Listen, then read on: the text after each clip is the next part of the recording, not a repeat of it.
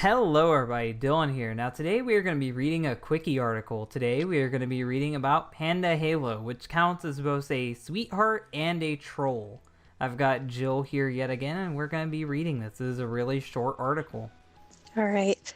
Sometimes I remember her, but I have moved on. And that's Chris. Sensitive as ever, of course. Casey, that would be horrible for you to ignore someone being raped like that. Chris, yeah, I know, it was hard for me to ignore talking about PandaHalo's rape. Just like a train wreck. Look at that beautiful photo we have here on the right. Yeah, that's PandaHalo. I All right, can't read cursive. Can you read that? Yes, I can actually, even though it's kind of cut off. So on the side, Oh, the it first says love you. Okay. Yeah, I didn't love realize you. that. Sarah. Yep. But Yeah. of course, him being him, he had to sign his whole name into it. Yeah, So I didn't even notice that. Like, I didn't notice that it was cut off. I thought it was just cursive and I couldn't understand it. it was both. It was a trick. Next book I get out. Oh yeah, that was like when he was saying he was gonna get out of the time void. Like he had to fucking spoil it right then and there. Yep. Look at how he draws women's boobs. I'm deeply confused. Like, was he trying to draw them like pecs? Did he not know how to draw tits? Maybe she was flexing, but I'm looking at her eyes too, because, like, let's be honest, like, I don't know if she's staring directly at me or if she's staring on the sides of my head. Staring into my soul. It's like one of those fucking Middle Eastern paintings where it's like haunted. And if you have it hung up in your house is gonna burn down. I don't like the look it's giving me. I'm clicking off. I hate to tell you this, but I don't have a soul, so this is okay.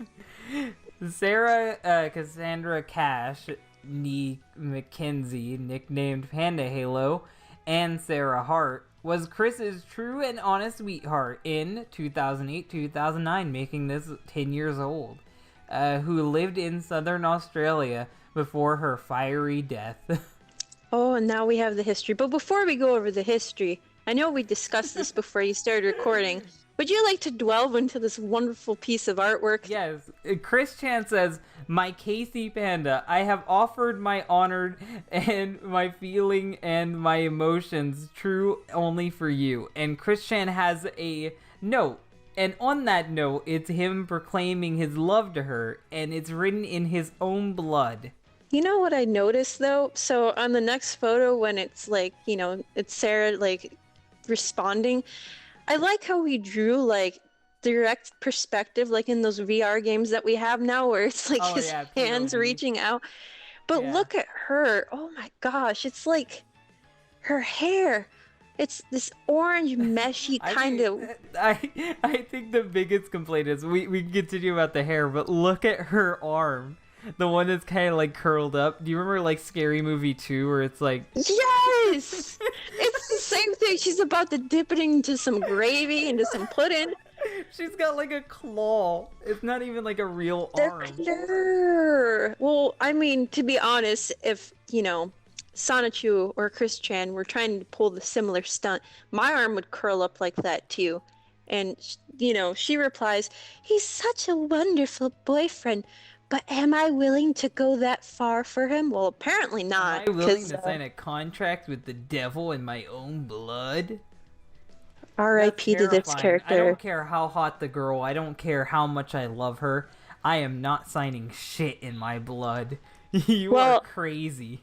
I don't want to criticize this girl, but if my girl had like this kind of hairdo going on where it looked like she shaved the top of her hair off, kind of did a, how do you describe that? Like the clown it looks like a fucking lion mane. It's like what Tim Curry's character, the clown It had, Pennywise in the movie, basically the same kind of poof. You can't say Pennywise nowadays. It just makes people get sexually frustrated. Oh, you're right. I'm sorry. I didn't mean to offend anyone. Same with the whole Star Wars thing. I'm sorry about that. What the fuck was Chris doing with his crotch on the Sonic character? Like, what was he doing? Like, what are those lines? What's those lines on his leg too? His crotch is about to go Super Saiyan. It's about to go to the next level. Or he got some tattoos, which, It looks like Definitely. he has stretch marks. Or his crotch is about to have a stroke. I mean, hey, ooh. How much of this history do you want to read? Uh, I can read the whole history thing. That's fine. I Okay, mean, and if I'll you want to read read the Death death and and Rebirth. all right. So, history. During the Blanca saga, PandaHalo continued to send occasional messages to Chris. After Chris realized his mistake in believing Blanca, he decided to declare his true and honest love for Panda on the And I 24th. already talked about Blanca. I'm pretty sure I I already know. did a video on her, so Oh, this he video did it. fits in perfectly. He did it on my goddamn birthday. How dare you? How Oh, old fuck. were you then? Shit. I don't That's even always remember. a fun game I love playing, figuring out how old I was when Chris Chan was in these wacky shenanigans. Mostly I was in like 5th grade. I was 14. This is really upsetting me now. Crawling in my skin. I'm crawling out of this shit. Love for Panda on the 24th of September 2008 through a Sonichu drawing, as we saw up above. Yeah. Beautiful. Panda toyed with Chris for a while, discovering how desperate he was for sex. Panda really pushed the limits of acceptable behavior, and their conversations showed just how gullible Chris can be and still is when China is on the line. I love his line for vagina. China. Just China. You know, though, it's a good code name. I mean, if you're gonna give code names for things, It didn't age well though, because fucking Trump's our president now, and he hates Trump. But he likes China. Hey-oh! A good example is how she verbally abuses Chris while claiming that she's starting to fall in love with Robert Simmons V.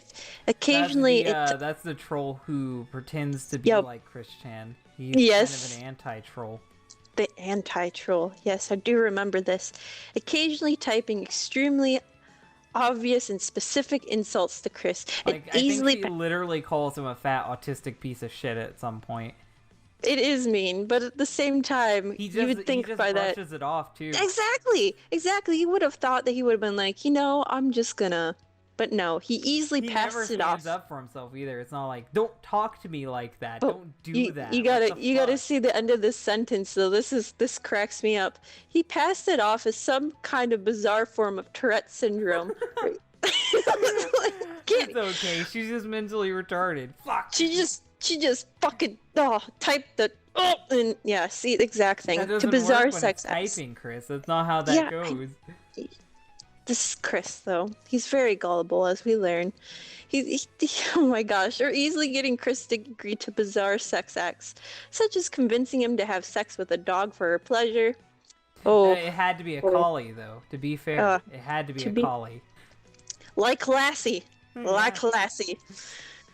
I wonder if she had him call out Lassie too during these bizarre sex acts.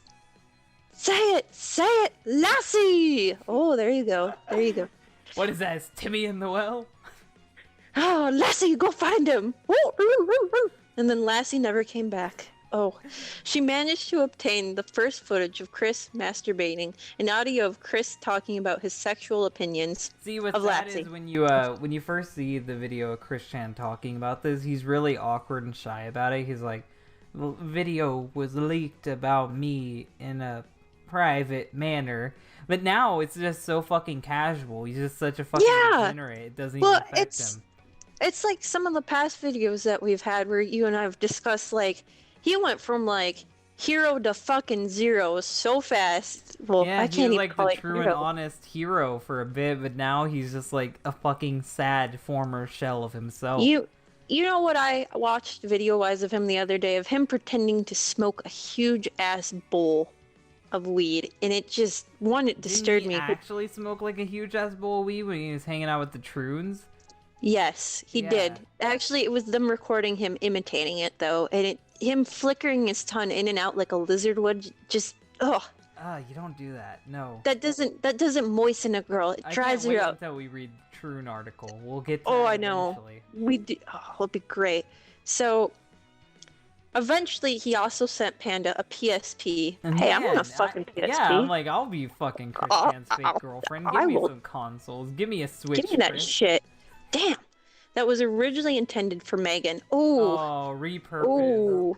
It's She, he gives you a ooh. ring and it says for Megan.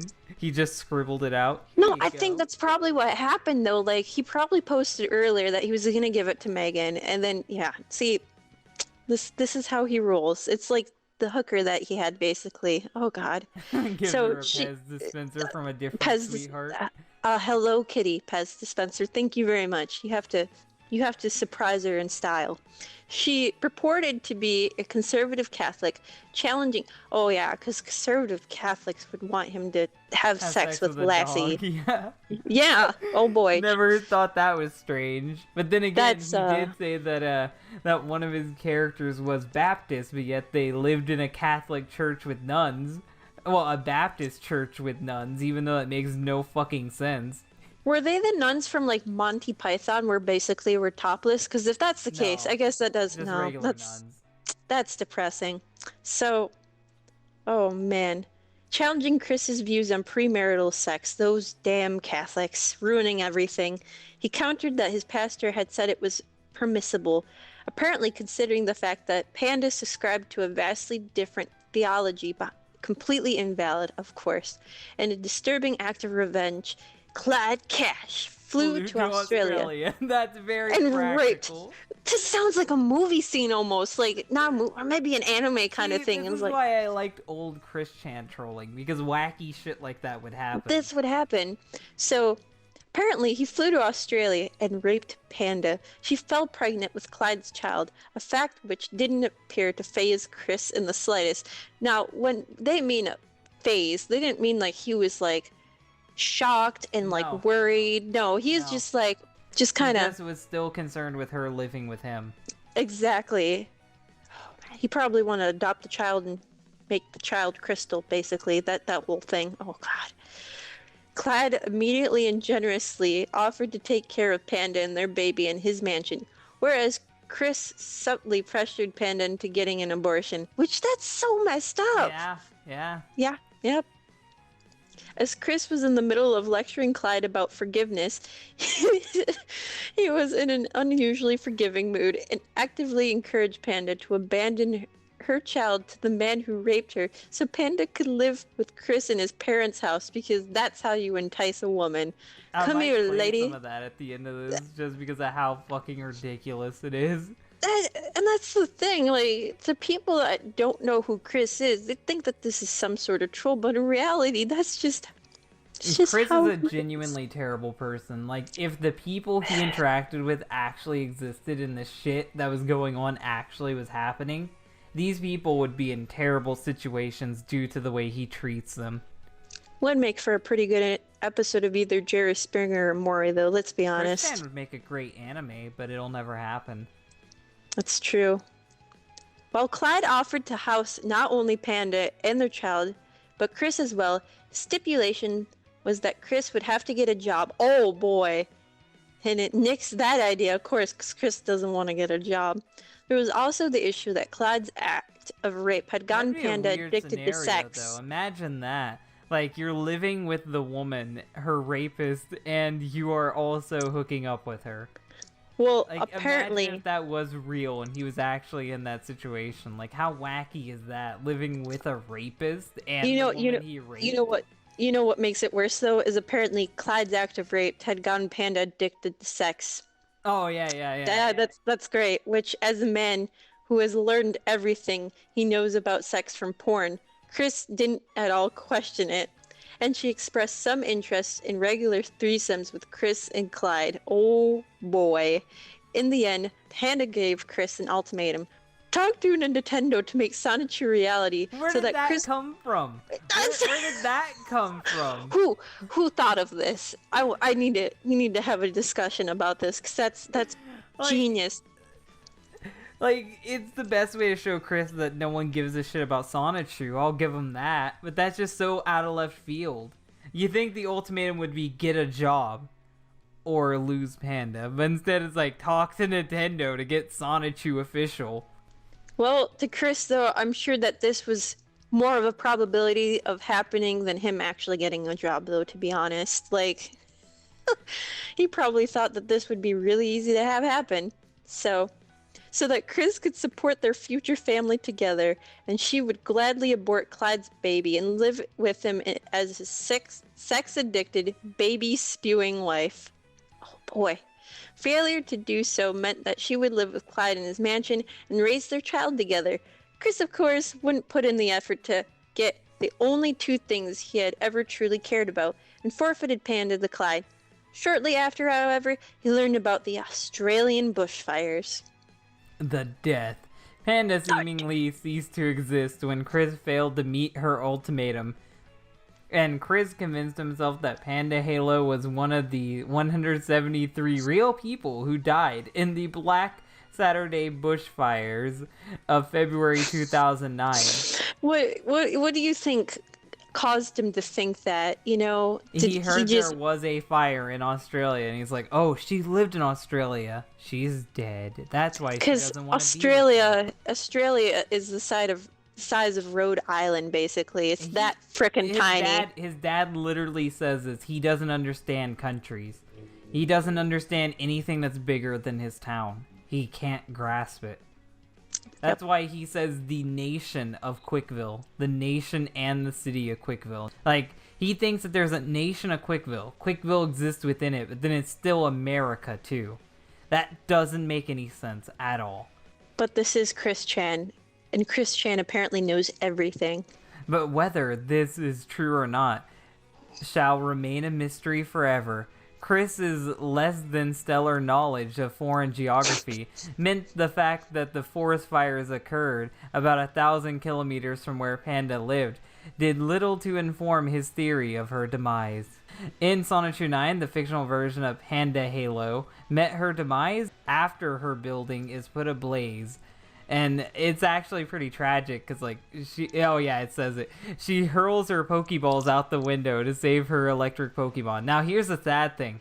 They never do anything with Chloe. They never do anything with Chloe, and they never do anything with Blaze Bob. But for those of you guys who've been paying attention to my videos, Chloe would be one of the made-up girlfriends that Chris would say he was with. And he named that made-up girlfriend after that character and after Panda, so it all kind of goes around. Yep. And Blaze Bob Sonichu. After approximately 15 seconds of mourning, Blaze Bob reassures Chloe that they need to move on, mirroring Chris's lack of grief after the real Panda's untimely death. During that comic, because to be honest, I haven't gone as in-depth as you have, like, how is it, like, mysteriously put ablaze, or does somebody purposely put the building ablaze? It's during the final conflict. It's at the same time where, like, the 4-cent garbage building is collapsing. Like, the whole town's being attacked by, like, the forces of Mary Lee Walsh. You know what's funny, though? What cracks me up, like you said, they're never brought up again. So, thank God these two probably haven't gone through the whole dimensional merge thing. They're probably living out a great life compared to the other characters. He'll probably bring them back. Like, when people start bugging him about them, he'll probably bring them back and make them completely different characters. Probably. Rebirth. It only took a year for him to get around to it, but Chris finally obtained some manner of revenge against Clyde Cash for the rape of PandaHalo in a recent YouTube video. Granted, it was a complete fantasy, but then so are all of Chris's victories. On April, very fitting, because April Fools, 2010, an update to the Wikipedia, Chris published a page discussing the women he's known in his life, including Panda. There, he revealed that he no longer believed she was dead. Instead, I recently learned that she was still alive and married to Clyde, someone that actually exists and is also alive, with a healthy child. Even though my memorial dedications were apparently a loss. I wish Sarah and Clyde many happy years in their marriage. I wonder how I'm gonna retcon her to not be dead in the comics. Chris on the Wikipedia. In released emails, Chris wrote that Clyde had told him that Panda had died. What? She died again? How do you die? Never mind. Some things. This had been a lie meant to get Chris away from her. Okay, so he faked her death to begin with. Got Even it. though, like, Chris came to the conclusion that she died on his own originally, but whatever. In return, Chris sought out to give Panda the PSN accounts that he had made for her and held onto for over a year in exchange for proof of this. That's that. What? All right. So And we here's got the some deal. photos. What the fuck Yep. is this? Here's the deal. I want to barter with you. I'm going to barter with you with your PSN accounts. Now you show me the proof. Okay. Oh, are these Oh, old chats from like a yes, they ancient are. website? Back from 2008. Oh god, I hate old internet. I don't want to read this. Oh, we don't have to. I'm just looking at what it says and basically. Oh, so of course, Chris here is like noted on my being internet famous and mentioned in SonichuNet and listed my phone number and inquisition of just being friend. So oh my gosh, what an idiot. So he calls himself internet famous, basically viewing himself as like a celebrity, and everyone's laughing at him about that. It's weird So to see like the exact time and date like associated. Like it's weird to see that shit because I know like this shit happens on an exact date, but it's weird to know that happened at like an exact time. exact time and second and all that. It's weird. What was I It doing makes at this it way point? too real. What was I doing in And I guess 2008? this is a troll's depiction of Panda. This is a real photo of Clyde and Panda, not just a random pic off of Google. I mean, look how happy they are, except for the baby. The baby's like, please get me out of this. Baby, Oh Lord! help me now, end it now. I mean, this is pretty convincing, though. Who is this Chad next to them? Like, I never knew Clyde was the man to wear a triangle tie.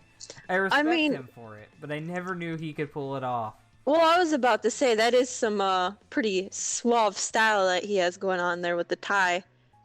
I mean, look at that. This looks like your classic couple. You never really see too many of these people around anymore. Well, that's probably why the baby's having a fit.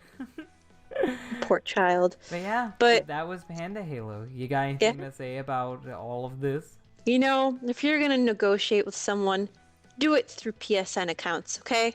That's more legit. Okay, my final thoughts are: I hope you've learned who is Anakin's son. Sorry about that. You know, Luke forgot that day. Let's just say that, okay? That Anakin and Darth Vader is the same guy. Hey, interbreeding is okay, even if it's clones. Hopefully I edit out the next mistake like that. But yeah, if you guys like this video, like it. If you really like it, share it. And if you want to see more like this, then subscribe. Thanks for watching, and bye. I find out that there's been some fire going. There's been some brush fire or wildfire, that sort of stuff. Fire going on in the southern Australia area, where my sweetheart Sarah Cassandra McKenzie, PandaHalo, she was in that neck of the woods, and I haven't heard from her in like over 2 weeks.